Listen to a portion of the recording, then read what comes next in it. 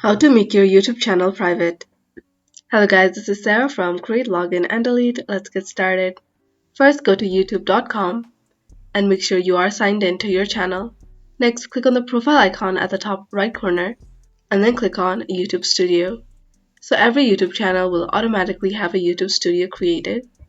Once you're here, click on Settings at the left side and click on Channel at the left side and then click on Advanced Settings. Scroll down and click on Remove YouTube Content. Sign in to verify that it is you, and then click on Next. You'll see two options: I want to hide my channel and I want to permanently delete my content. Click on I want to hide my channel. Go ahead and tick this box. So this will make the following private until you re-enable your channel.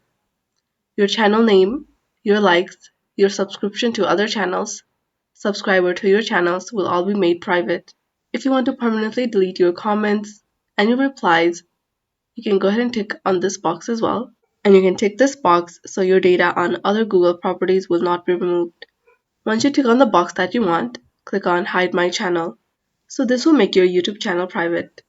Thanks for watching till the end, and don't forget to like, share, and subscribe.